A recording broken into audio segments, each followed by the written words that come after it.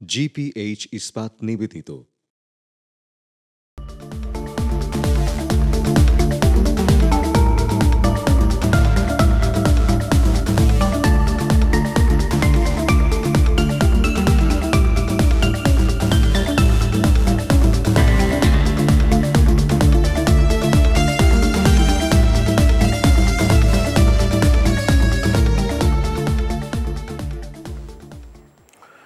প্রিয় দর্শক, আপনাদের সবাইকে স্বাগত আজকের অনুষ্ঠানে। আপনারা দেখছেন জিপিএইচ ইস্পাত কোভিড-19 করোনায় করণীয় অনুষ্ঠান।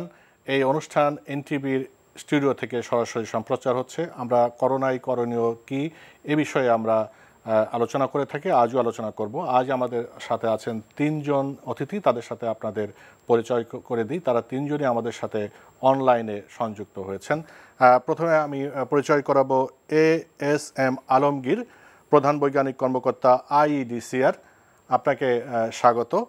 আমাদের সাথে আরও আছেন ডাক্তার তৌফিক জোয়ারদার, জনস্বাস্থ্য ও স্বাস্থ্য ব্যবস্থা বিশেষজ্ঞ, এবং চায়না থেকে যোগ দিয়েছেন ডাক্তার নাজমুস সাকিব, শিশু ও শ্বাসরোগ বিশেষজ্ঞ, Peking university first hospital, China.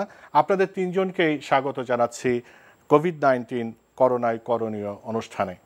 আমি শুরুতে এএসএম আলমগীর, প্রধান বৈজ্ঞানিক কর্মকর্তা আইইডিসিআর, আপনার কাছে জানতে চাই, আপনারা প্রত্যেক দিন আইইডিসিআর ব্রিফিং করেন। আপনাদের ব্রিফিং আমরা পাই, কত মারা গেল, কত সংক্রমণের শিকার হলো, শনাক্ত হলো, কত সুস্থ হলো, আমরা প্রত্যেক দিন পাই। আপনারা অনেক কষ্ট করছেন, আমরা বুঝতে পারছি। কিন্তু আজকে আপনার কাছে আমি যেটা জানতে চাই, আপনারা আসলে কি বুঝছেন বাংলাদেশে এখন কোন অবস্থায় আমরা আছি, সংক্রমণের কোন পর্যায়ে আমরা আছি? আমরা কি আসলে যে পিক টাইমের কথা বলি, সেই পিক টাইমকে পার করে গিয়েছি, না এখনো আমরা পিক টাইমে আসিনি? কোন পর্যায়ে আছি, ডাক্তার আলমগীর? ধন্যবাদ। প্রথমে একটি ভুল সংশোধন, আইইডিসিআর ব্রিফ করে না, আইইডিসিআর ব্রিফ করেছে সেটাও কিন্তু স্বাস্থ্য মন্ত্রণালয় এবং স্বাস্থ্য অধিদপ্তরের পক্ষে। এখন মন্ত্রণালয় এবং অধিদপ্তর এবং আইইডিসিআর সবার পক্ষেই স্বাস্থ্য অধিদপ্তর থেকে ডেইলি ব্রিফিংটা হয়। আমাদের সেখানে তথ্য উপাত্ত সরবরাহ করে থাকি। এবং বাংলাদেশের যে বর্তমান অবস্থা, সেই অবস্থা আসলে আপনারা দেখছেন যে আমরা বেশ কিছু রোগী আমাদের শনাক্ত হচ্ছে এবং সারা দেশে আমাদের অনেকগুলো ল্যাবরেটরি এখন কাজ করছে।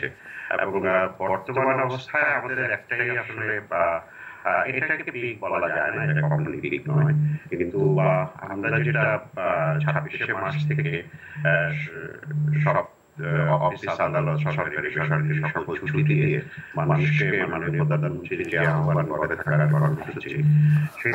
ডক্টর আলমগীর, আপনাকে একটু থামাই, আপনি আমাদের সঙ্গে থাকুন, আপনার কাছে আবার আসব। আমি এখন ডাক্তার তৌফিক জোয়ারদার, জনস্বাস্থ্য ও স্বাস্থ্য ব্যবস্থা বিশেষজ্ঞ, আপনাকে স্বাগত। আপনার কাছে একটু জানতে চাই যে আসলে আপনি যে দেখছেন, আপনি তো অবশ্যই লক্ষ্য রাখছেন দেশের অবস্থা কি। এখন আমরা তো ছুটিতে আছি, লকডাউন পরিস্থিতিতে আছি, ঘরে থাকার কথা বলা হচ্ছে, কিন্তু বাস্তবতা তো একটু ভিন্ন দেখছেন যে এখন কিন্তু লকডাউন পরিস্থিতি অনেকটাই শিথিল। এই পর্যায়ে আমরা আসলে কতটা ঝুঁকির মধ্যে পড়েছি বলে মনে হয়? আপনাকে ধন্যবাদ। ঝুঁকি তো অবশ্যই আছে। আমাদের বুঝতে হবে যে যে লকডাউন বা সোশ্যাল ডিস্টেন্সিং, এই মেজারটির মূল উদ্দেশ্য কিন্তু মৃত্যুর হার কমানো নয় বা ভাইরাসকে মেরে ফেলাও নয়। এটার মূল উদ্দেশ্য হচ্ছে যে ভাইরাসের যে সংক্রমণের যেই মাত্রাটি, সেই মাত্রাটিকে একটি সহনীয় পর্যায়ে রাখা। এবং সেটি যদি আমরা করতে না পারি, তাহলে যেই পরিমাণ রোগী একটা নির্দিষ্ট সময়ে আক্রান্ত হবেন, সেটিকে সামাল দেওয়া আমাদের স্বাস্থ্য ব্যবস্থার পক্ষে কোনোদিন সম্ভব হবে না। তো যদি আমাদের এই পরিস্থিতি বিরাজ করে, অর্থাৎ লকডাউন পরিস্থিতিতেও মানুষজন এভাবে ঘরের বাইরে যেতে থাকেন এবং লকডাউন বা সাধারণ ছুটি যাই বলি না কেন, সেটাকে যদি আমরা পরিপূর্ণভাবে সুরক্ষা করতে না পারি, রক্ষা করতে না পারি, তাহলে কিন্তু আমার যেই উদ্দেশ্য নিয়ে আমরা লকডাউনটি শুরু করেছিলাম, সেই উদ্দেশ্য সফল হবে না। কারণ যেই মানুষটি বাইরে যাচ্ছেন, কেবলমাত্র তিনি যে আশঙ্কার মধ্যে আছেন তা নয়, বরং তিনি হয়তো বাইরের থেকে এই জীবাণুটি বহন করে তার গৃহে নিয়ে আসবেন। সেখানে তার পরিবার থাকতে পারে, তার বাবা মা থাকতে পারে। সেখানে কিন্তু একটা একটা লোকাল একটা আউটব্রেকের মতো হওয়ার একটা সম্ভাবনা সৃষ্টি হয়। কাজে এটা অত্যন্ত বিপজ্জনক। অর্থাৎ যারা বাইরে যাচ্ছেন, তারা এটা মনে করবেন না যে আপনারা নিজেদেরকে ঝুঁকিতে ফেলছেন বা নিজেরাই ঝুঁকি নিচ্ছেন, যে মনে করতে পারেন যে না আমি বের হচ্ছি, আমি আমার রেসপন্সিবিলিটি নিচ্ছি, কিন্তু আপনি কিন্তু আপনার চারপাশের প্রত্যেকটা মানুষকে ঝুঁকির মধ্যে ফেলছেন, আপনার পরিবারকে ঝুঁকির মধ্যে ফেলছেন। কাজে এটা অত্যন্ত বিপজ্জনক একটা কাজ তারা করছেন। আচ্ছা, আপনার কাছে আরেকটু এই প্রসঙ্গের তৌফিক, সেটা হলো যে আপনি এইটা তো আসলে দীর্ঘদিন ধরে সরকার প্রচারণা চালাচ্ছে, গণমাধ্যম থেকেও আমরা বলছি, কিন্তু মানুষ তারপরেও কেন খুব যে বেশি, মানে কেউ অনেকেই গুরুত্ব দিচ্ছেন, অনেকে বাসায় আছেন সচেতন, সেটা নিঃসন্দেহে আছে, কিন্তু তারপরেও আমরা রাস্তাঘাটে এত ভিড় দেখছি, মানুষ কেন এই বিষয়টাকে খুব গুরুত্বের সাথে নিচ্ছে না? আপনার পর্যবেক্ষণ কি? এটা মানে খুবই চমৎকার একটা প্রশ্ন আসলে। কারণ হচ্ছে মানে এটা খুব আমাদের ব্যবস্থা, আমরা যেভাবে একটা বিষয়কে নিয়ন্ত্রণ করার চেষ্টা করছি তার গভীর গূঢ় একটা দিকের প্রতি এটা ইঙ্গিত করে। এক হচ্ছে দুটো কারণ, মূলত আমি বলবো যে দুটো কারণে মানুষ বের হচ্ছে। একটা হচ্ছে অর্থনৈতিক তাগিদে, তাকে হয়তো তার বাসায় বসে থাকলে তার পক্ষে যেই ইয়েটা করা, অর্থাৎ তার জীবন জীবিকার যেই চাহিদাটা রয়েছে সেটা মেটানো সম্ভব নয়, সেজন্য তাকে অনেকটা যেটাকে বলে যে তার সাবসিস্টেন্সের প্রয়োজনে তাকে বের হতে হচ্ছে, এটা একটা হতে পারে। আরেকটা হতে পারে যে সে এটার গুরুত্বটা ঠিক বুঝতে পারছে না। আপনি দেখুন আমরা যে টার্মিনোলজি গুলো ব্যবহার করে আসছি প্রথম থেকে, সাধারণ ছুটি, ছুটি শব্দটা কিন্তু আমাদের মাঝে এক ধরনের আনন্দের বার্তা বয়ে আনে, যে আমরা সবাই মিলে বের হব পরিজনকে নিয়ে। আমি বলছি না যে স্ট্র্যাটেজিটা ভুল, কিন্তু ফ্রেমিং এর মধ্যে, অর্থাৎ আমরা কিভাবে এটাকে ফ্রেমিং করছি সেটার মধ্যে কিছু ফাইন টিউনিং এর দরকার হতে পারে। এর আগেও আমি বিভিন্ন জায়গায় উল্লেখ করেছি যে এই লড়াইটি কেবলমাত্র চিকিৎসকের লড়াই নয়, এই লড়াইটি কেবলমাত্র জনস্বাস্থ্য বিশেষজ্ঞদেরও লড়াই নয়, এই লড়াইটি কিন্তু গোটা সমাজের লড়াই, যে এই লড়াইয়ে আমাদের যারা যোগাযোগ ব্যবস্থা নিয়ে কথা বলেন, communication expert, social scientist, anthropologist, economist, সবারই সংযুক্ত হওয়ার প্রয়োজন আছে।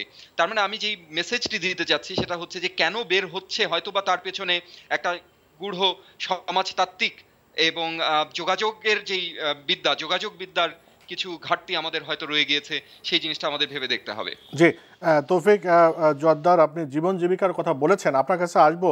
আসলে আমরা যেটা দেখতে পাচ্ছি, জীবন এবং জীবিকার একটা দ্বন্দ্ব এখানে আছে, দ্বন্দ্ব কাজ করছে, সেটা নিয়ে আপনার কাছে পরবর্তীতে আসবো।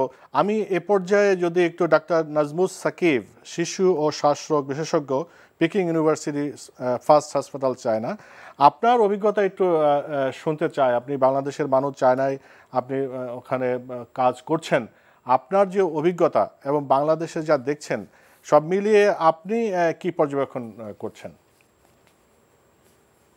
ধন্যবাদ আপনার প্রশ্নের জন্য। আমি আপনাকে একটু চায়নার ডিটেলসটা বলি, তাহলে আপনি বুঝতে সুবিধা হবে বাংলাদেশে আমরা কি কি করতে পারি, অথবা কিভাবে আমরা লকডাউনটা মোর এফেক্টিভ করতে পারি। তো চায়নাতে আপনার লাস্ট যখন ডিসেম্বরে কয়েকটা নিউমোনিয়ার কেস পাওয়া গেল, নিউমোনিয়ার কেস পাওয়া যাওয়ার পরে তখন যেটা হলো, উই ওয়ার ভেরি কনফিউজড, এটা কি আসলে কি এটা নিউ। একজন অপথ্যালমোলজিস্ট উনি বলেছেন এটা হয়তো সার্স এর মতো লাগছে, তো সার্স এর মতো লাগছে, অথবা ইট মাইট বি লাইক সার্স। তো আমরা কি করলাম, আমাদের কোনো গাইডলাইন ছিল না, কোনো কিছু ছিল না, বিকজ আপনি জানেন এটা একটা নতুন ভাইরাস, এটাই আমরা বলছি নোভেল করোনা ভাইরাস, তখন যেটা বলা হচ্ছিল। তো without any guidance, without any proper, মানে এটা হচ্ছে এমন একটা জিনিস যে আমরা একটা যুদ্ধ করতে যাচ্ছি, but we don't know who is our enemy, we have no idea any details about the enemy. তো আমরা ল্যাব টেস্ট করে পরে দিয়ে কনফার্ম হলো যে এটা আপনার একটা নিউ টাইপের একটা ভাইরাস, যেটাকে তখন আমরা তাৎক্ষণিক নাম দেওয়া হলো যে নোভেল করোনা ভাইরাস। তারপরে হচ্ছে আপনার সাথে সাথেই আমরা উই হ্যাভ নো ইনফরমেশন যেটা কিভাবে, এটা স্প্রেড কিভাবে হয়, এটার আপনার কতদিন পর্যন্ত মানুষের শরীরে থাকতে পারে, এই টাইপের কোনো ইনফরমেশন নাই। তো আমাদের চাইনিজ সরকার যেটা করা হলো, সাথে সাথে লকডাউন করে দিল। আপনার যেখানে উহানে পাওয়া গেছে অনেক বেশি, উহানটাকে লকডাউন করে দিল। এখন ওখানের লকডাউন আর বাংলাদেশের লকডাউন, এখানে একটা বিগ ডিফারেন্স আছে। আমি যেটা বলতে চাচ্ছি আপনাদেরকে, ওখানে লকডাউন মানে কি, ওখানে সরকার একটা সিস্টেমেটিক একটা শুরু করলো। মানে ফার্স্ট আপনার মানে লকডাউনের পরে ওখান থেকে কেউ বের হতে পারবে না, ডাজন্ট ম্যাটার হোয়াট, আপনার ওখান থেকে কেউ বের হতে পারবেন না। আর যারা যারাই ইনফেক্টেড পাওয়া গেছে অথবা যাদের সাথেই আপনার মানে সাসপেক্টেড অথবা ইনফেক্টেড সাথে সাথে ওনাদেরকে আলাদা করে ফেললো। আলাদা করার কেন? কারণ উই হ্যাভ নো ভ্যাকসিন। আপনারা জানবেন এখনো ভ্যাকসিন অথবা কোনো মেডিকেশন, আর তখন আমরা কোনো প্রোটোকলই জানি না অথবা কোনো ডিটেলস, কোনো গাইডলাইনই জানি না ভাইরাসটা সম্পর্কে। তো সাথে সাথে আলাদা করে ফেলা হলো, কারণ সুস্থ যারা মানুষ তারা তো আর ভাইরাসটা ছড়াবে না। তো আমরা সাথে সাথে আলাদা করার পরে আমরা আপনি জানেন নতুন একটা হসপিটাল করা হলো 10,000 বেডের ইন 10 days। তারপরে লকডাউনটা কিভাবে কার্যকারিতা হলো আমি সেটা আপনাদের সাথে একটু শেয়ার করতে চাই।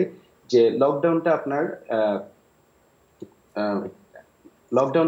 হচ্ছে আপনার যে আমাদের বাংলাদেশে কেন বের হচ্ছে মানুষ, বাংলাদেশের মানুষটা বের হচ্ছে একমাত্র কারণ হচ্ছে, মনে করেন উনি যেটা বললেন, ডক্টর তৌফিক মনে হয়, উনি যা বললেন যে আপনার খাদ্যর জন্য বের হচ্ছেন অথবা আপনার জীবিকার জন্য বের হচ্ছেন অথবা মানুষ গুরুত্ব বুঝছে না। সো আমাদের একটা প্রপার সিস্টেমেটিক একটা রুল চালু করতে হবে। যেমন চায়নাতে যেটা করা হলো, আপনি প্রত্যেকটা কমিউনিটির একটা টিম গঠন করে দেওয়া হলো, যে এই কমিউনিটির প্রত্যেক জন থেকে জনে না বের হয়ে এই কমিউনিটিকে আপনারা জানাবেন। ওখানে মনে করেন আমাদের চায়নাতে উইচ্যাট ইউজ করি, উইচ্যাটের মাধ্যমে একটা গ্রুপ খোলা হলো, যেটা আমরা ফেসবুকের মাধ্যমে গ্রুপ খুলতে পারি অথবা যে কোনো মাধ্যমে গ্রুপ খুলতে পারি। আপনি আপনার কমিউনিটির সাথে ডিরেক্ট কন্ট্যাক্ট থাকবে। আপনার কমিউনিটির যারা সোসাইটির যারা আছে ওনাদেরকে জানাবেন আপনার কি, ওনারা এসে আপনার কাছে আসবে, আপনি ওনাদের কাছে যাবেন না, ওনারা আপনার কাছে আসবে। তো এরকম হলে আপনার ঘর থেকে বের হওয়া অনেক কমে যাচ্ছে। এখন যেমন আমি অনেস্টলি যেটা মনে করি, বাংলাদেশি মানুষ বাজার করতে যাচ্ছে, প্রত্যেক ঘর থেকে 10 জন, একটা ঘর থেকে একজন করে বের হলে আপনি দেখেন বাজারে কি অবস্থা। এটা না করে আমরা যদি একটা টিমকে সিলেক্ট করতে পারি যে আজকে অন ভলেন্টারি বেসিস, যে এই টিমে আপনার এই সোসাইটির জন্য বের হবে, কি কি লিস্ট আছে আপনারা বলবেন ওনাকে, উনি যে এই সময়ে বের হবে মানে গিয়ে আপনাদের বাজার করে এনে দিয়ে যাবে। তো এরকম যদি একটা সিস্টেমেটিক একটা রুল করা যেত তাহলে আমার মনে হয় ভালো হতো। তারপরে আরেকটু আমি অ্যাড করি, সেটা হচ্ছে আপনার মনে করেন প্রশাসন, এখানে মনে করেন আপনার পুলিশ বাহিনী থেকে শুরু করে সবাই এখানে, এটা উনি যেটা বলেছেন আমি ওনার সাথে একমত, যে এটা শুধু ডাক্তারদের যুদ্ধ না, এই যুদ্ধটা হচ্ছে আপনার ডাক্তারদের সাথে আপনার পুরো আমি মনে করি পুরো সব ফোর্স একসাথে কাজ করতে হবে। যেমন আপনারা মিডিয়ারা আপনার অ্যাওয়ারনেস ক্রিয়েট করছেন, এরকম করে আপনি করে ভেরি ভেরি ইউজফুল। তারপরে আমাদের ডাক্তারদেরকে নিয়ে আসছেন, আমরা যেন এক্সপিরিয়েন্স শেয়ার করি। এখন অনলাইনে অনেক গুজব আছে, এটা আছে ফ্যাকচুয়াল আর মানে ফেক নিউজে ভরপুর অনলাইন।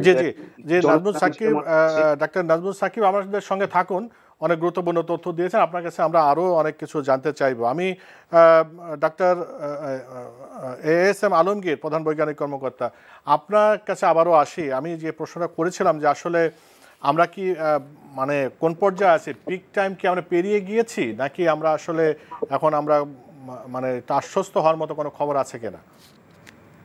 না, আসলে আমরা যদি বলি যে পিক টাইম পেরিয়ে গেছি সেটা ভুল ধারণা। পিক টাইম যেটা আমাদের সবগুলো মডেলিং বা যেভাবে রোগতাত্ত্বিক উপাত্তগুলো আমরা সংগ্রহ করে দেখছি, সেখানে কিন্তু আমাদের একটাই এখন প্রচেষ্টা আছে যে মধ্য মে পর্যন্ত এখনকার মতো অর্থাৎ 5 থেকে 700 বা 1000 কেস যদি প্রতিদিনও হয়, তাহলে হয়তো আমরা একটা সহনীয় বা সংক্রমণের মধ্যে থাকবো। এবং সাথে যেটা সোশ্যাল ডিস্টেন্সিং বলেন বা এই যে গার্মেন্টস গুলো খুলে দেওয়া, দোকানপাট খুলে দেওয়া, এবং সাথে সাথে কিছু স্বাস্থ্যবিধির কথাও বলা হয়, সেগুলি যদি আমরা সম্পূর্ণ মানতে না পারি তাহলে হয়তো এক ধরনের বিপর্যয় চলে আসতে পারে। এই জন্য যেমন আমাদের পূর্ববর্তী আলোচকরাও বলেছেন, আমাদেরও সেটা ধারণা, আসলে এরকম একটা মহামারীতে আসলে সরকার শুধু একা কিছু করবে না, ডাক্তার শুধু সামনে থেকে কাজ করবে, ব্যাপারটা এরকম না। সমাজের সামগ্রিকভাবে সম্পূর্ণ সেটা সরকার, বেসরকার, রাজনৈতিক হোক, সামাজিক সংগঠন হোক, ব্যক্তিগত ভাবে হোক, সবার আসলে আমাদের এই উদ্যোগে সাড়া দিয়ে আমাদের এই নিয়ম কানুনগুলো মেনে চলার জন্য মানুষকে উদ্বুদ্ধ করা অত্যন্ত উচিত। আমরা জানি যে আমাদের গার্মেন্টস ফ্যাক্টরিগুলো খুলে দিতে হয়েছে, আমরা বলি আমাদের জনস্বাস্থ্যের কথা, আমাদের অর্থনীতিরও তো একটা স্বাস্থ্য আছে, কিন্তু সেখানে যদি আমরা নিয়ম কানুনগুলো, যেগুলি স্বাস্থ্যবিধিগুলো মানার জন্য বলা হয়েছে, সেভাবে যদি না করি, তাহলে কিন্তু আমাদের কমিউনিটি যে সংক্রমণ, সেটা কিন্তু কমিউনিটি ট্রান্সমিশনটা সহনীয় পর্যায়ে আলমগীর সাহেব, আপনি যেটা বলছেন, আলমগীর সাহেব, সেটা মধ্য মে পর্যন্ত যদি আসলে আলমগীর সাহেব একটু যদি আপনাকে থামায়, আপনি যেটা বলছেন আপনি সেটা সহনীয় ক্ষমতার মধ্যেই থাকবে। যে আপনি যেটা বলছেন এই সংখ্যা তো আমরাও করছি, আপনারা স্বাস্থ্যবিধির কথা বারবার বলে দিচ্ছেন, আপনারা সব মাধ্যমেই এই কথাগুলো বলছেন, কিন্তু বাস্তবে তো সেগুলো মানা হচ্ছে না। সেক্ষেত্রে আসলে দায়টা কে নেবে, মানে এটা দায়টা কার উপর বর্তাবে? মানে আপনি আইডিসিআর তো এটা আপনার লিডিং ইয়েতে আছেন, স্বাস্থ্য মন্ত্রণালয়, কিন্তু এটা তো আপনারা বলছেন স্বাস্থ্যবিধি মানার কথা, কিন্তু আপনি কি বাস্তব ক্ষেত্রে সেটা দেখছেন আপনারা? না, সেটা দেখেন, শুধু আমরা বলছি কেন, যে প্রথম থেকে, যে জানুয়ারির প্রথম থেকে বাংলাদেশের সকল গণমাধ্যমও আমাদের যে সাপোর্টটা দিয়েছেন আপনারা, এবং আপনারা দেখেন বাংলাদেশের একটি মানুষও নাই যে করোনা সংক্রমণ কেন হয় এবং কিভাবে প্রতিরোধ করা হয় এটা জানে না। এখন আমরা কেন এক ধরনের এক রকমের এক শ্রেণীর মানুষ উদাসীন, সেটা আমরা জানি যে আমাদের একটা প্রান্তিক জনগোষ্ঠী এরকম অনেক দিন ধরে ছুটি থাকলে যেটা হয় যে কাজের সমস্যা হয়, খাবারের সমস্যা হয়। সরকারের বিভিন্ন এজেন্সি এবং আমাদের যে সোশ্যাল অর্গানাইজেশনগুলা সবাই মিলে কিন্তু সেখানেও চেষ্টা করছে। আমার মনে হয় আমাদের বিত্তবানদের এবং যাদের ক্ষমতা আছে তারা যদি আমরা আরো একটু এগিয়ে এসে এই জনগোষ্ঠীকে অন্তত ঘরে রাখার চেষ্টা করি, যদি আমরা সেই ত্রাণের দেখানোর জন্য ত্রাণ না দিয়ে ত্রাণটা যদি আসলে সিস্টেমেটিক ওয়েতে দিতে পারি, তাহলে হয়তো এক ধরনের মানুষ বের হবে না। আর আমার তরুণ জনগোষ্ঠী, বাংলাদেশের মোট জনসংখ্যার অর্ধেকের বেশি তরুণ, আমি তরুণ জনগোষ্ঠী বা যুবকদের একটু রিকোয়েস্ট করতে চাই, আমরা গত কয়েকদিন যাবত যে ব্যাপক হারে মানুষ ঘর থেকে বের হচ্ছে, সেখানে উদ্বেগজনক হারে আমাদের তরুণরা বা যুবকরা বের হচ্ছে। এবং কেন বের হচ্ছি? আমার ঘরে ভালো লাগে না। এখন তো ভালো লাগার সময় না, আসলে ভালো লাগার সময়টা তো না দেখেই এত কিছু, এত আয়োজন, সরকারের বিশাল অর্থনৈতিক কর্মকাণ্ড স্থবির করে মানুষের জননিরাপত্তার জন্য, স্বাস্থ্য নিরাপত্তার জন্য, জনস্বাস্থ্যের জন্য সবকিছু বন্ধ রাখা হয়েছে। আমার তরুণরা শুধু শুধু আড্ডা দেওয়ার জন্য, গ্রাম অঞ্চলে চায়ের দোকানে যেসব আড্ডা হচ্ছে আপনি দেখলে অবাক হয়ে যাবেন, এখনো স্বাস্থ্য ঝুঁকি নিয়ে কেন এই আড্ডাটা হবে।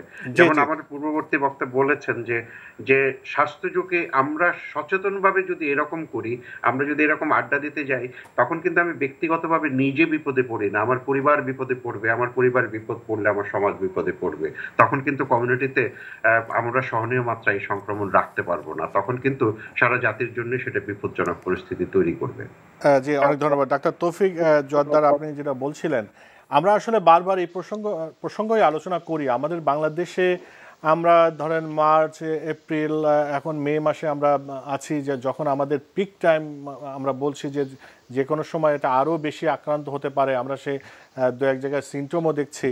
কিন্তু এই যে যেমন ডাক্তার আলমগীর বললেন যে তরুণরা বের হচ্ছে, আমাদের গার্মেন্টস যেভাবে খুলে দেওয়া হলো, এখানে আমাদের যেমন বলেছেন অর্থনৈতিক স্বাস্থ্যের কথাও আমাদের মনে রাখতে হবে, কিন্তু গার্মেন্টসের কথাই যদি ধরেন, এইটা নিয়ে তো আমাদের শুধু এই সাম্প্রতিক সময় না, মানে শুরুতেই তো গার্মেন্টস নিয়ে আমরা একটা বেকায়দার অবস্থায় আছি, কিন্তু সেখান থেকে আমরা কি কোনো শিক্ষা নিয়েছি? আসলে কি করতে পারতাম এইবার অন্তত গার্মেন্টস খুলে দেওয়ার ক্ষেত্রে?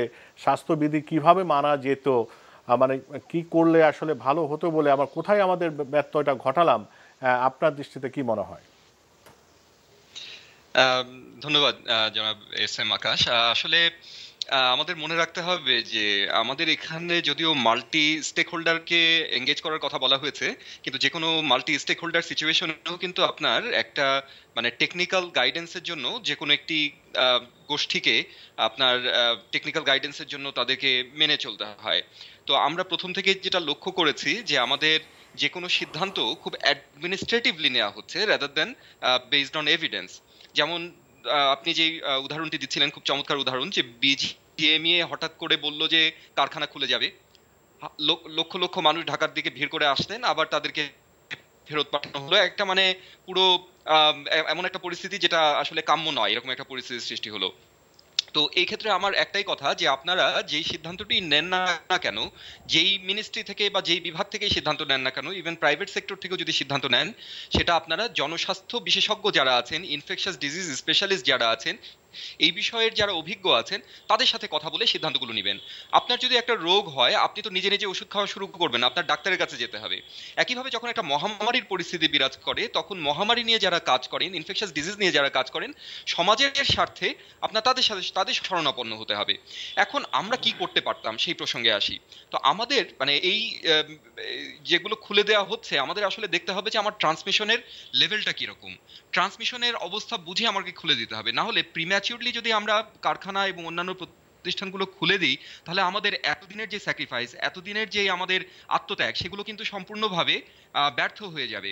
এই জন্য আপনার বিশ্ব স্বাস্থ্য সংস্থা 6টি গাইডলাইন দিয়েছে, আপনারা অনেকেই জানেন, এবং অক্সফোর্ড ইউনিভার্সিটির Oxford COVID-19 government response tracker বলে একটা গ্রুপ 6টা মানদণ্ড নির্ধারণ করেছে যে কখন কোন পরিস্থিতিতে আমি খুলে দিতে পারবো, যেটাকে তারা বলছেন যে চেকলিস্ট, বা এটাকে বলছে রোল ব্যাক চেকলিস্ট। মানে আমি কিভাবে লকডাউন থেকে রোল ব্যাক করে সাধারণ স্বাভাবিক অবস্থায় যাব।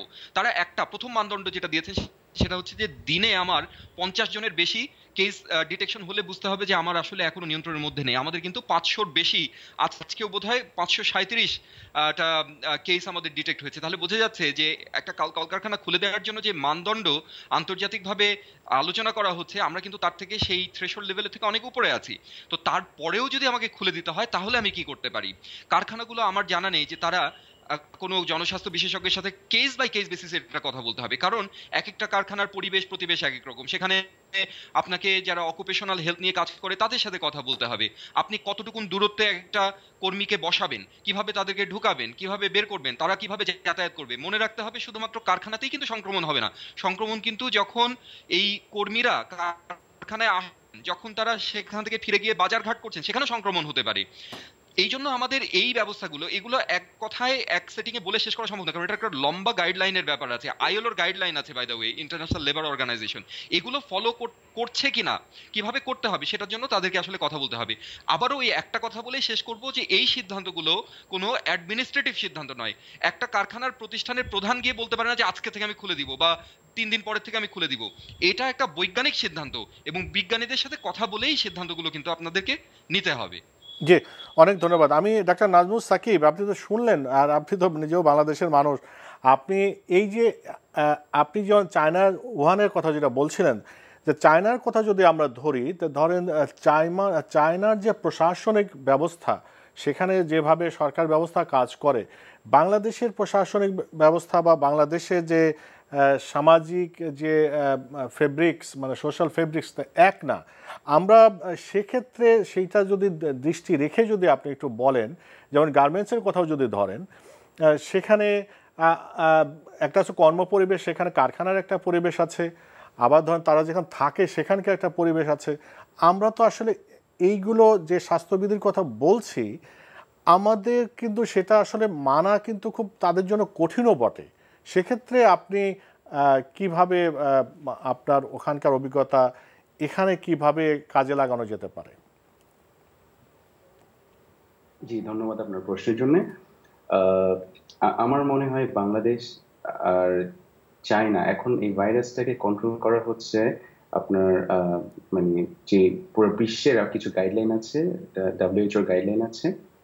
তো বাংলাদেশের প্র্যাকটিক্যালি আমি যেটা করা যেতে পারে আমি মনে করি, যেমন কলকারখানা খুলে দিচ্ছে, তো ওখানে আমাদের অবশ্যই একটা ওনারা যেটা বলেছেন যে স্বাস্থ্য মানে বিভিন্ন ডিপার্টমেন্টের সাথে মানে কথা বলে আলোচনার মাধ্যমে কোনটা করলে ভালো হয়, কোনটা করলে ক্ষতি হয়, এগুলা ওনারা প্রপার গাইডলাইন হিসেবে তারপরে এটা খুললে আমার মনে হয় সবচেয়ে ভালো হয়।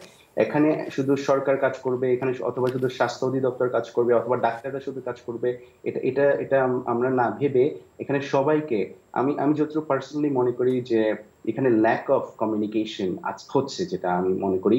যেমন আপনার অনেক ল্যাক অফ কমিউনিকেশনের কারণেই আমাদের অনেকে বিভ্রান্ত হচ্ছে, অথবা অনেকেই বুঝতে পারছি না আমি কি করব।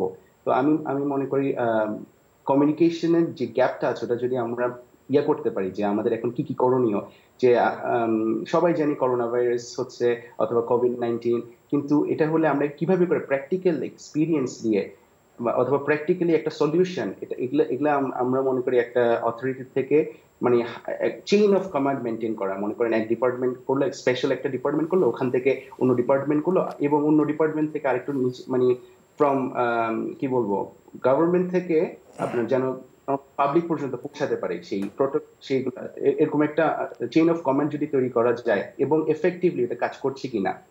তারপরে আমি মনে করি যে ইয়াগুলা খুলছে, যে কলকারখানাগুলো খুলছে, ওখানে শ্রমিকদের জন্য মনে করেন শ্রমিকরা ওখানে আসছে, আসার পরে ওখানে ডিউটি করবে, ডিউটির পরে ওরা চলে যাবে, যাওয়ার পরে বাজার করলো, এই করলো, আসার পরে কিন্তু আবার ওখানে সেম জায়গায় আসছে, অন্যদেরকে ইনফেক্ট করার একটা খুবই হাই চান্স।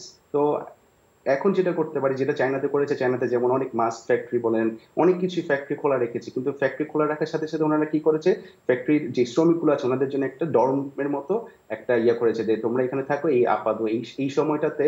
এটা সবাই বুঝতে হবে যে এই সময়টাতে আমাদের তোমরা এখানে কাজ করছো, আর আপনারা কাজ করছেন, আপনারা এখানে থাকেন, আপনাদেরকে খাওয়া দাওয়া আমরা প্রোভাইড করছি।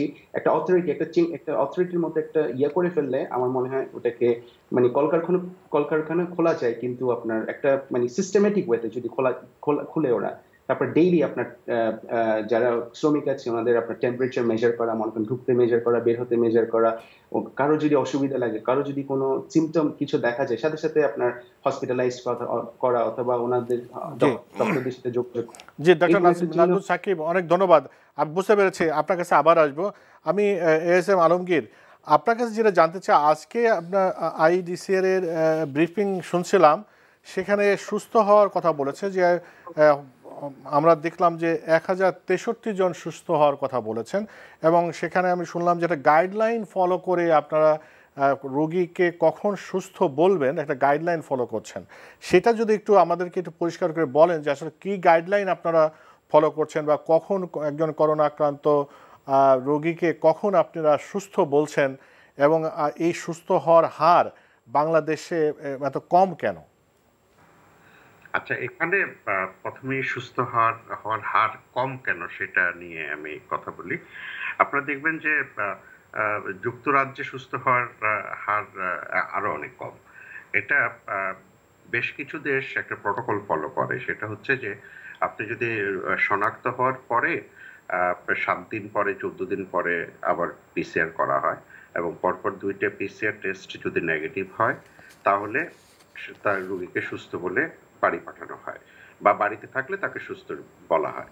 এখন এই প্রটোকলটা পৃথিবীর অধিকাংশ দেশেই প্রথম 1000 বা 2000 পেশেন্টের উপর ফলো করে, এবং কেউ কেউ আবার সকল পেশেন্টের উপর ফলো করার জন্য তাদের সুস্থতার হার অনেক কম দেখাচ্ছে। বাংলাদেশেও আমরা এতদিন ধরে এইভাবে 2টা PCR নেগেটিভ ফলাফল দেখেই সুস্থ বলে ডিক্লেয়ার করছিলাম, এই জন্য এখন সুস্থতার হার অনেক কম ছিল।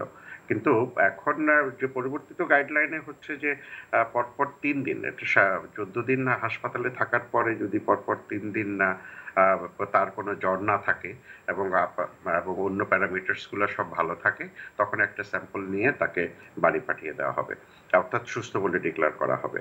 এবং বাড়িতে থাকার ক্ষেত্রে সেটা 14 দিনও হতে পারে, 21 দিনও হতে পারে। সো এগুলো হলো যে রেগুলার চেক আপের উপর ডিপেন্ড করবে।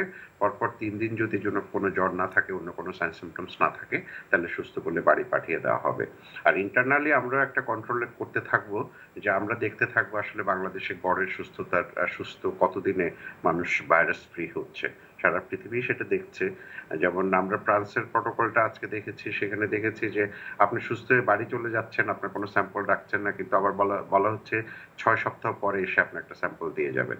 এখন ইংল্যান্ডে যেটা দেখেন, যেটা করছে ইউকেতে, সেটা হচ্ছে যে তাদের বিশাল পেশেন্ট হয়ে গেছে, অনেক লোক মারা গেছে, কিন্তু সুস্থ 344 বা 444 জন, কারণ তারা পুরো প্রটোকলটাই ফলো করার চেষ্টা করছে যে 2টা PCR নেগেটিভের উপর, কিন্তু তারা রোগী আইডেন্টিফিকেশনেই এত ব্যস্ত যে ওই ফলো আপ স্যাম্পল গুলো তারা টেস্ট করতে পারছে না, এই জন্য সেখানে সুস্থতার হার অনেক কম। আমাদেরও আমরা এখন পর্যন্ত এরকমই ছিল, কিন্তু আমরা গতকালকে এই প্রটোকলটা রিভাইজ করেছি, এটা আরো কিছু রিভিশন হবে, এবং আমরা দেখেছি যে আমাদের অনেক মানুষ বাড়িতে থেকেই সুস্থ হয়ে যাচ্ছেন এবং অস্থির হয়ে যাচ্ছেন, আপনারা আমাদেরকে কেন ছাড়ছেন না। তখন এটা বিভিন্ন কমিটি বসে সিদ্ধান্ত নিয়ে এই প্রটোকল অনুযায়ী সুস্থতার হার এই প্রটোকলটা ঠিক করেছে, এবং গতকাল রাত থেকে এটা পালন করা শুরু হয়েছে। আপনারা দেখেছেন যে আজকে আমাদের 177 থেকে 1000-এর উপরে সুস্থ মানুষ পাওয়া গেছে, এবং বিভিন্ন হাসপাতাল থেকেও আজকে অনেকে রিলিজ হচ্ছেন, কালকে অনেকে রিলিজ হবেন, কারণ অনেকে অনেকদিন ধরে হাসপাতালে আছেন কিন্তু দুটো PCR নেগেটিভের জন্য অপেক্ষা করছিলেন, তাদের অনেকেই এখন সুস্থ হয়ে বাড়ি যাবেন। তবে তা অতিরিক্ত সতর্কতা হিসেবে আমরা তাদেরকে বলেছি এরপরেও আপনারা যদি কোনো ধরনের জ্বর বা এরকম সাইন সিম্পটমস হয় অবশ্যই আমাদের সাথে যোগাযোগ করবেন, এবং সেই যোগাযোগের নাম্বারগুলো আমাদের প্রত্যেকটা পেশেন্টকে দিয়ে দেওয়া হয়েছে। জি, এস এম আলমগীর, আপনাকে ধন্যবাদ। আমরা এখন বিরতিতে যাব, আমি বিরতি থেকে এসে আপনার কাছেই আবার আসব।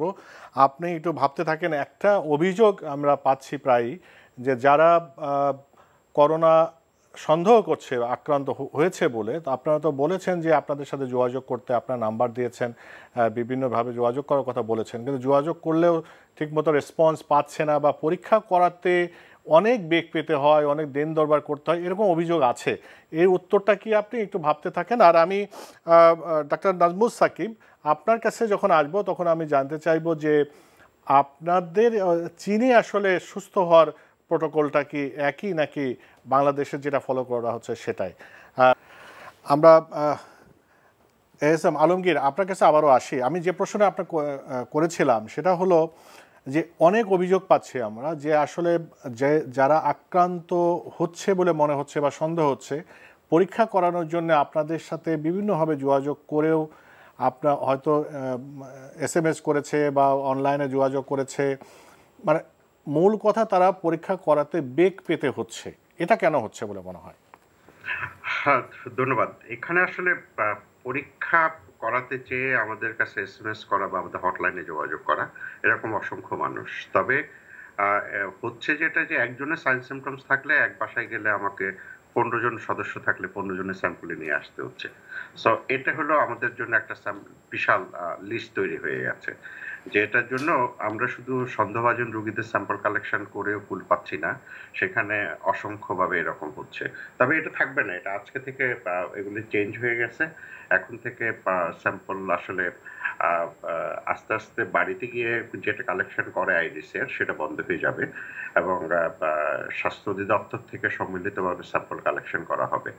এখন দেখেন আইডিসিআর আমরা তো একটা ছোট প্রতিষ্ঠান, আমরা যেহেতু আবার ন্যাশনাল রেফারেন্স ল্যাব হিসেবেও কাজ করি, সো এখন যেহেতু আমাদের অনেকগুলো ল্যাবরেটরি হয়ে গেছে, সেগুলির একটা কোয়ালিটি কন্ট্রোল অথবা মান নিয়ন্ত্রণ যদি বলেন বা মান বজায় রাখার জন্য যে কাজগুলো করার, আমরা কিন্তু সেই কাজটাও সিমিলটেনিয়াসলি করছি।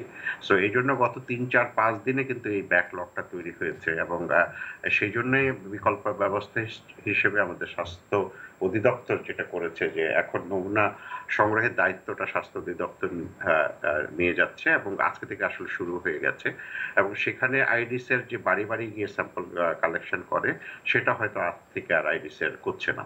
এবং এখন আমাদের শুধু আমরা আজকে কালকে যেটা করব সেটা আমাদের যে ব্যাকলগটা তৈরি হয়েছিল সেটাই আমরা এখনো করব। আর আমরা যেহেতু ন্যাশনাল রেফারেন্স ল্যাব হিসেবে কাজ করি, দেশের সকল ল্যাবরেটরি থেকে যেগুলি আমাদের করোনা ভাইরাস শনাক্তকরণের জন্য PCR করছে, তাদের একটা সার্টেন পার্সেন্টেজ স্যাম্পলও আমাদের কাছে আসছে। সো আমাদের জন্য লোডটা বেশি হয়ে যাচ্ছে। এই জন্যই আমরা আসলে এই 3-4-5-7 দিন ধরে আপনার এই অভিযোগটা পাচ্ছিলেন, সেটা একটা সহজ সমাধান আপাতত হয়েছে, দেখা যাক। না, সহজ সমাধানটা পরিষ্কার হলো না ডাক্তার আলমগীর, এস এম আলমগীর, মানে সহজ সমাধানটা পরিষ্কার হলো না। স্বাস্থ্য অধিদপ্তর নিয়ে গেল দায়িত্ব, তারা কিভাবে করবে? তার বাড়ি বাড়ি যাবে না? তাহলে এখন প্রক্রিয়াটা কি হবে? তারা কিছু ক্ষেত্রে এখন যেহেতু মাত্র শুরুর পর্যায়ে, এখন হয়তো কিছুদিন বাড়ি বাড়ি যাবে। এছাড়া ঢাকা শহরের সারা শহরে অনেকগুলো বুথ তৈরি হবে, এবং সেখানে যারা নাম লেখাবেন তাদেরকে নির্দিষ্ট সময় দিয়ে বলা হবে ওইখানে যাওয়ার জন্য, এবং সেখান থেকে স্যাম্পলগুলো কালেকশন করা হবে। সেখান থেকে স্যাম্পল কালেকশন করে প্রফেশনালি ঢাকা শহরে যেহেতু 11-12টি ল্যাব কাজ করছে, সেই ল্যাবগুলোর ভিতর ডিস্ট্রিবিউশন করে দেওয়া হবে যেন রেজাল্ট পেতে বিলম্ব না হয়। জি, অনেক ধন্যবাদ। ডাক্তার নাজমুস সাকিব, আপনি শুনছিলেন, আপনাকে যেটা জানতে চাই, একটা হলো বাংলাদেশে রোগী কখন সুস্থ ঘোষণা করা হচ্ছে তার একটা প্রোটোকলের কথা আপনি শুনেছেন, চায়নার অভিজ্ঞতা কি, আর আমাদের দেশে যে রোগী শনাক্ত করার যে প্রক্রিয়া, PCR প্রক্রিয়ায় এখনো আমরা আছি, সেক্ষেত্রে ওখানকার অভিজ্ঞতা কি, আর এখানে আসলে কি করা যেতে পারে? জি, ধন্যবাদ আপনার প্রশ্নের জন্য।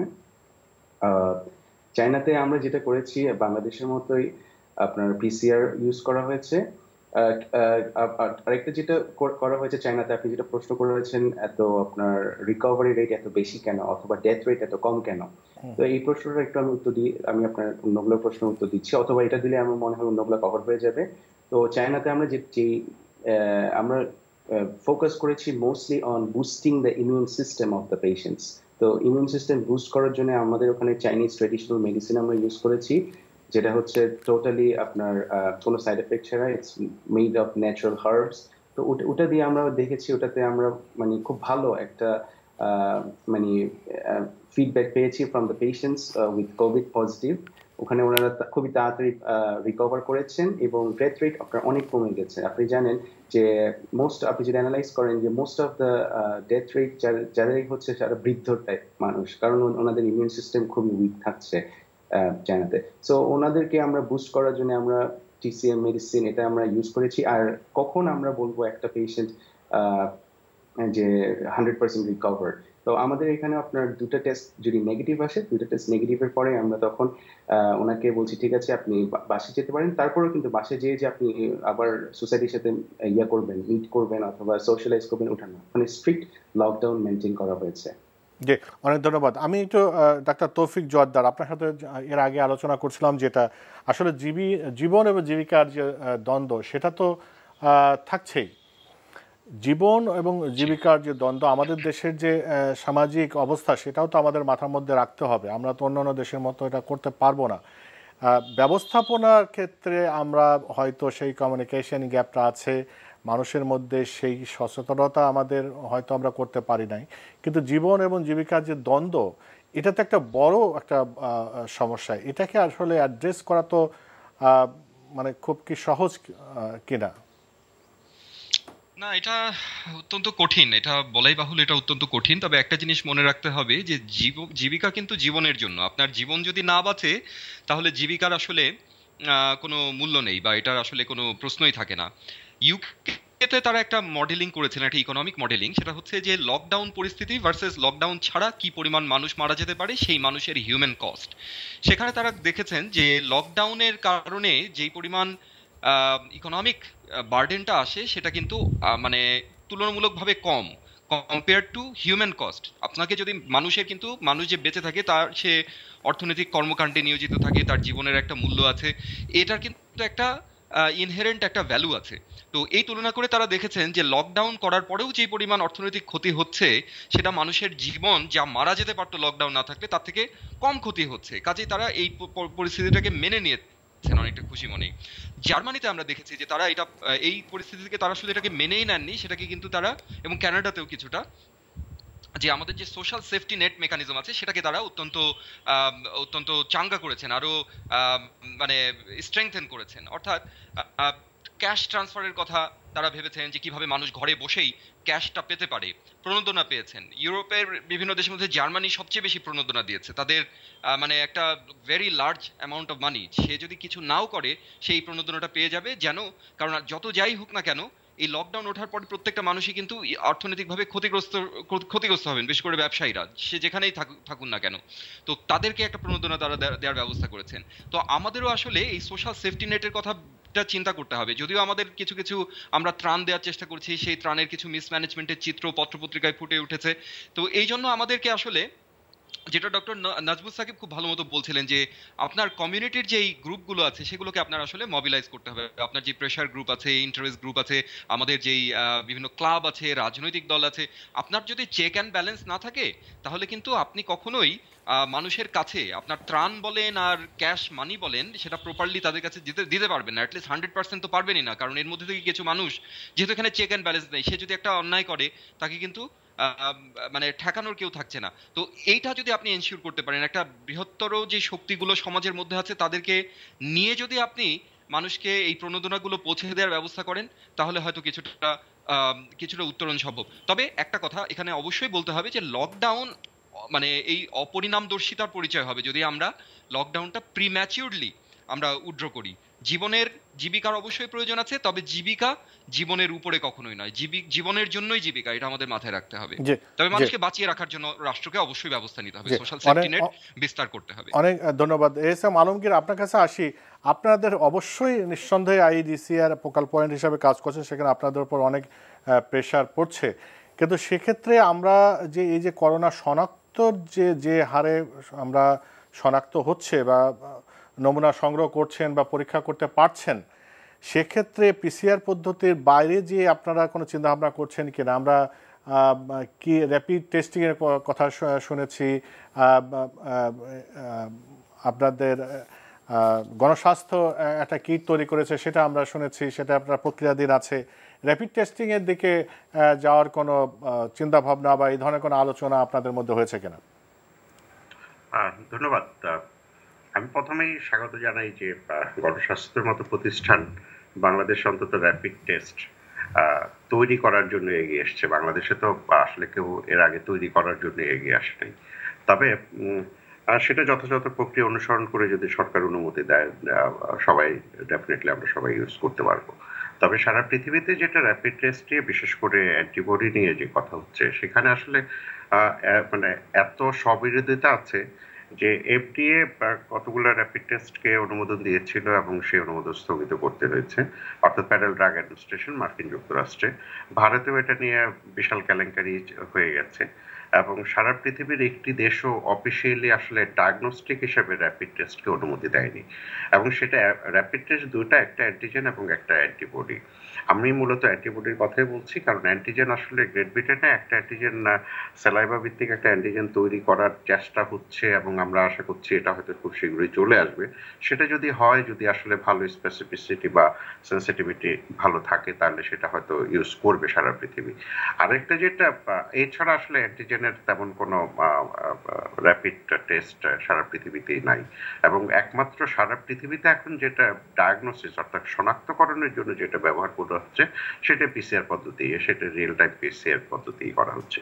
তবে অ্যান্টিবডির জন্য যেটা হয় যে কিছু দেশ এখন যেটা অ্যাডহক বেসিসে অ্যান্টিবডি ব্যবহার করার সিদ্ধান্ত নিচ্ছে, সেটা হলো যে কমিউনিটি ট্রান্সমিশন হয়ে গেলে, পিকে উঠে গেলে কমিউনিটিতে অ্যাটাক রেট দেখার জন্য অ্যান্টিবডি করা যেতে পারে। আরেকটা এপিডেমিওলজিক্যাল স্টাডিগুলোর সাথে যে আপনি যদি কোনো মানুষে কত অ্যান্টিবডি, কি রকম অ্যান্টিবডি তৈরি হচ্ছে, সেটাও একটা আসলে এখানে এটা খুবই কনফিউজিং সারা পৃথিবীতেই। আমরা দেখছি যে করোনা ভাইরাসের ক্ষেত্রে, বিশেষ করে কোভিড-19-এর ক্ষেত্রে ডিটেক্টেবল অ্যামাউন্ট অ্যান্টিবডি পেতেই 7 দিন লেগে যাচ্ছে। আপনার মনে থাকবে যে আমরা আগে ডেঙ্গিতে যখন অ্যান্টিজেন টেস্ট ছিল না, অ্যান্টিবডি করাতাম, আমরা বলতাম আপনার 5 দিন জ্বর হওয়ার পরে টেস্টটা করাবেন। এটাও ব্যাপারটা এরকম। এখন 5 থেকে 14 দিন বলা হচ্ছে ডিটেক্টেবল অ্যামাউন্ট অফ অ্যান্টিবডি যদি আপনি এখানে পাওয়া যায়, তাহলে সেটা 14 দিনের ভিতর পাওয়া যাবে। এই জন্যই আসলে অ্যান্টিবডি নিয়ে সারা পৃথিবী এই বিতর্কটা করছে। আর এখানে একটা ফলস পজিটিভ এবং ফলস নেগেটিভ, বিশেষ করে ফলস নেগেটিভ নিয়ে একটা দ্বিধাদ্বন্দ্ব সারা পৃথিবীর মানুষের মধ্যে কাজ করছে। সেটা হচ্ছে যে এরকম যে আপনি যদি ফলস পজিটিভ হন, তাহলে আপনার করোনা পেশেন্টের সাথে রেখে আপনাকে ট্রিটমেন্ট করা হবে, তাহলে আপনার সংক্রমণের সম্ভাবনা বেড়ে যাবে। আবার ফলস নেগেটিভ হলে যদি আমি আপনাকে একটা সার্টিফিকেট দিয়ে যাই যে আপনার কোনো করোনা ভাইরাসের উপস্থিতি আপনার শরীরে নেই, তাহলে আবার আমি কমিউনিটিতে ঘুরে বেড়াবো, আমি সংক্রমণ ছড়াবো। সো এগুলি আসলে সবকিছু বিচার বিবেচনা করে সরকারের একটা এটাতে একটা কারিগরি কমিটি আছে। কমিটি নিশ্চিতভাবে একটা ডিসিশন নেবে সারা পৃথিবী যেদিকে যাচ্ছে এবং আমরাও সেদিকে যাব। বিশ্ব স্বাস্থ্য সংস্থা এখনো ডিসকারেজ করে অ্যান্টিবডি বা অ্যান্টিজেন র্যাপিড টেস্টে যাওয়ার জন্য। এখনো সবকিছু মিলিয়ে আমাদের সারা বিশ্ব যেটা করে, যেটা ভালো হয় মানুষের জন্য, সেটাই করা হবে আমরা আশা করছি। জি, অনেক ধন্যবাদ। ডাক্তার নাজমুল সাকিব, আপনি এ বিষয়ে একটু কিছু বলবেন কিনা, যে এই যে র্যাপিড টেস্টিং এর বিষয়ে আপনারা কি শুধু পিসিআর পদ্ধতিতেই চায়নায় কি ব্যবহার করা হয়েছে কিনা র্যাপিড টেস্টিং বিষয়ে, বিশেষ করে আমাদের বাংলাদেশে যে একটা গণস্বাস্থ্য যে একটা কিট তৈরি করলো, সে বিষয়ে আপনার কোনো জানা আছে কিনা, বা এ বিষয়ে অন্য অন্য দেশ কি করছে না করছে, আপনার কোনো আলোকপাত করতে পারেন কিনা একটু? জি, ধন্যবাদ আপনার প্রশ্নের জন্য। আপনার চায়নাতে আপনার পিসিআর এর পাশাপাশি আপনার র্যাপিড টেস্ট ইউজ করা হয়েছে। এখন এটা নিয়ে কিছু কোয়েশ্চেন আছে, যেমন ওয়েস্টার্ন কিছু দেশ আপনার কোয়েশ্চেন তুলেছে, ওনাদের আপনার ফলস নেগেটিভ অথবা ফলস পজিটিভ দেখিয়েছে। কিন্তু চায়নাতে যেটা আপনার সবচেয়ে বেস্ট জিনিস হয়েছে, সেটা হচ্ছে আপনার ডাজন্ট ম্যাটার আপনি ফলস নেগেটিভ দেখাক, তারপর কিন্তু আপনি বাসা থেকে বের হতে পারছেন না। তো যেহেতু বাসা থেকে বের হতে পারছেন না, তাহলে আপনার মানে কি বলবো, আপনার অন্যদেরকে ইনফেক্ট করার চান্স অনেক কম। তো এই কারণে আমি মনে করি চায়নাতে এটা মোর এফেক্টিভ হয়েছে। কিন্তু আপনার বাংলাদেশের পরিপ্রেক্ষিতে আমি মনে করি আমি এখনো আমি জানি না বাংলাদেশে গণস্বাস্থ্য ওনারা কিভাবে করেছেন, অথবা ওনাদের বিষয়ে আমার টোটাল মানে তেমন জানা নেই। বাট আপনার আমি একটু ইনফরমেশন দিয়ে রাখি, আপনার যেটা ইউরোপে যেটা হয়েছিল, যে ফলস নেগেটিভ অথবা ফলস পজিটিভ দেখাচ্ছিল, ওখানে আপনার চায়নাতে অনলি 12টা কোম্পানিকে আপনার লাইসেন্স দিয়েছিল এই আপনার র্যাপিড টেস্ট কিটগুলো বানাবার জন্য। কিন্তু আপনার ওখানে ওই 12টা কোম্পানি ছাড়া অনেকগুলা নন লিস্টেড কোম্পানিও বানিয়েছিল। তো যেগুলো বানিয়েছিল তখন ওগুলো একটু চিপার প্রাইস, তো চিপার প্রাইসের কারণে ওখানে যে ডিলটা হয়েছিল সেটা হচ্ছে নন লিস্টেড কোম্পানি থেকে হয়েছিল। তো এই কারণে আপনার অনেক ফলস নেগেটিভ অথবা ফলস পজিটিভ অথবা এরর দেখা দিয়েছিল। কিন্তু যেগুলো আপনার গভর্নমেন্ট লিস্টেড সেই কোম্পানিগুলো থেকে কিন্তু চায়না ইউজ করেছে, এবং চায়নাতে তেমন কোনো সমস্যা হয়নি। জি, অনেক অনেক ধন্যবাদ নাজমুল সাকিব। আমি সংক্ষেপে ডাক্তার তৌফিক জোয়ারদার এই বিষয়ে আপনার মতামত একটু চাইবে, খুবই সংক্ষেপে একটু বলবেন। জি, আমি খুব সংক্ষেপে বলছি। সেটা হচ্ছে যে গণস্বাস্থ্যের যে টেস্টটি, এটা কিন্তু শুধুমাত্র অ্যান্টিবডি টেস্ট না, তারা হচ্ছে অ্যান্টিবডি এবং অ্যান্টিজেন দুটো নিয়েই, এবং রক্ত থেকে তারা এটা নিয়ে করবেন। ঝাও এটল ক্লিনিক্যাল ইনফেকশাস ডিজিজ জার্নালে এপ্রিলের প্রথম দিকে একটা পাবলিকেশন করেছিলেন। তারা সেখানে দেখিয়েছেন যে যদি আমরা প্যারালাল টেস্ট করি তাহলে সেন্সিটিভিটি বাড়ে। প্যারালাল টেস্ট মানে হচ্ছে আপনি একই সাথে অ্যান্টিবডি এবং অ্যান্টিজেন টেস্ট করবেন। একটা জিনিস মাথায় রাখতে হবে, আমাদের রক্তে কিন্তু সংক্রমণের সাথে সাথে অ্যান্টিজেনটা বাড়ে এবং এটা আস্তে আস্তে কমতে থাকে, আর অ্যান্টিবডিটা কম থাকে আস্তে আস্তে বাড়তে থাকে। কাজে আপনি যদি প্যারালাল টেস্ট করেন তাহলে সেন্সিটিভিটিটা বেড়ে যায়, অর্থাৎ ফলস পজিটিভের পরিমাণটা কমে আসে। তো ডক্টর আলমগীরের সাথে আমি সম্পূর্ণ একমত এই বিষয়ে যে এটা আপনাকে সরকারকে অবশ্যই প্রচুর টেস্ট করে এটার যেই সেন্সিটিভিটি স্পেসিফিসিটি অ্যানালাইসিস করে তারপরে এটা যদি প্রমাণিত হয় যে এটা কার্যকর, তাহলে হয়তো এটা কাজে লাগানো যেতে পারে। জি, অনেক ধন্যবাদ। আমি একটু ডাক্তার নাজমুল সাকিব আপনার কাছে একটু আসতে চাই আবারও। সেটা হলো যে আপনি বলছিলেন চায়নায় আপনারা রোগ প্রতিরোধ ক্ষমতার দিকে জোর দিয়েছেন। এখন আমাদের বাংলাদেশের ক্ষেত্রে বিশেষ করে শিশু আছে, গর্ভবতী মায়েরা আছে, বৃদ্ধ মানুষ আছে, ওভারঅল মানে রোগ প্রতিরোধ ক্ষমতা বাড়ানোর জন্য আগের থেকে আসলে কি কি করা যেতে পারে, আপনার পরামর্শ কি? 1 মিনিটের মধ্যে একটু বলবেন। আচ্ছা, ধন্যবাদ আপনার প্রশ্নের জন্য। এটা খুবই একটা গুরুত্বপূর্ণ প্রশ্ন। তো রোগ প্রতিরোধ ক্ষমতা বাড়াবার জন্য আমি মনে করি সবাইকে ভালো খাওয়া খেতে হবে। ভালো খাওয়া এটা না, অনেকে মনে করে ভালো খাওয়া মানে আমি অলওয়েজ মাছ মাংস খেলাম, ওটা ভালো খাওয়া না। ব্যালেন্স ডায়েট খেতে হবে, প্লাস আপনার ফ্রুটস, যেমন আপনার আমি বলি আপনার জিঞ্জার অথবা গার্লিক, তারপরে হচ্ছে আপনার কালিজিরা খেতে পারে, মধু খেতে পারে, তারপরে হচ্ছে আপনার অ্যাপলস, ভিটামিন সি জাতীয় খাওয়া বেশি খেতে পারে, যেমন আপনার ভিটামিন সি আছে আপনার লেবু শরবত খেতে পারে, তারপরে হচ্ছে কমলা খেতে পারে। এই টাইপের খাওয়া খেলে আমার মনে হয় ওনাদের রোগ প্রতিরোধ ক্ষমতা মানে বৃদ্ধি পাবে আর কি। জি, অনেক ধন্যবাদ ডাক্তার আলমগীর। আপনার কাছে সর্বশেষ প্রশ্ন করতে চাই, আমাদের কি এমন কোনো ধারণা দিতে পারেন কিনা আমরা বাংলাদেশ আসলে কবে এই করোনা থেকে মুক্ত হতে পারি, এরকম একটা কোনো ধারণা দিতে পারেন কিনা? কঠিন প্রশ্ন, সারা পৃথিবী দিতে পারছে না, আমি কোত্থেকে দেব? কিন্তু এটা আমি বলি যে আমাদের যে অভিজ্ঞতা থেকে বা সারা পৃথিবীর তথ্যপত্র আমরা যেটা বিশ্লেষণ করি, আমরা আসলে যদি মিড মে পর্যন্ত একটা সহনীয় মাত্রায় ধরে রাখতে পারি, হয়তো মেতে শেষের দিকে এসে আমাদের সংক্রমণ সংখ্যা কমবে। কিন্তু সেটা ডিপেন্ড করে অনেক কিছুর উপরে। পৃথিবীতে যেমন মডেলিং করে বলা হয় যে 1 মাসে 1 লক্ষ পেশেন্ট হবে, সাথে যদি আপনি সোশ্যাল ডিস্টেন্সিং করেন 40,000 কমে যাবে, সাথে যদি আপনি ইনফেকশন কন্ট্রোল ঠিক মতো করতে পারেন তাহলে 20,000 কমে যাবে।